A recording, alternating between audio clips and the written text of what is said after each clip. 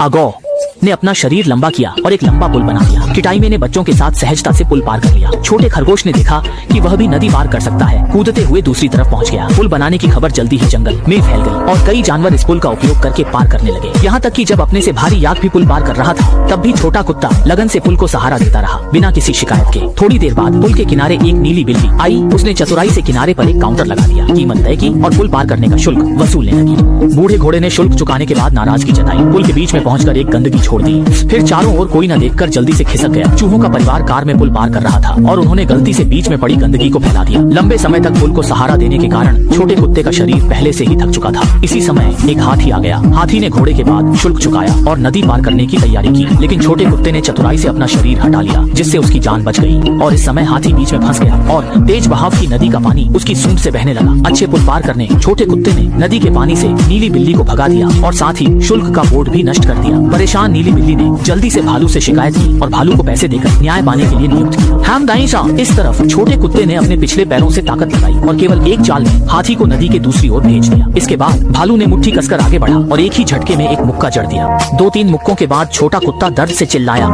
नीली बिल्ली ने शुल्क का बोर्ड लगाया। गोरिल्ला पिता पुत्र की जोड़ी पुल पर आई और पुराने घोड़े के जवाब पर कदम रखा। 360 डिग्री बैकफ्लिप कर नदी में गिरे। भालू ने सिर बाहर निकाला। गोरिल्ला ने शानदार मुक्का मारा। भालू ने दहाड़ लगाई और 2 सेकंड बाद जोरदार पिटाई की। नीली बिल्ली ने स्थिति गलत समझी और घोड़े को लाद कर भागी। अच्छा हुआ कि छोटे तारे और हाथी ने रास्ता रोका, जिससे वह भाग नहीं पाई।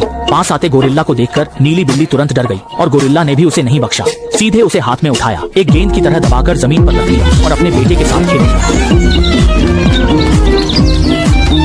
दूसरी तरफ आडॉग ने नदी के ऊपर से गुजरने के लिए एक लकड़ी खरीदी और उसे पुल के रूप में इस्तेमाल किया। उसने टोल बोर्ड को मुफ्त पारगमन में बदल दिया और वहाँ से चला गया।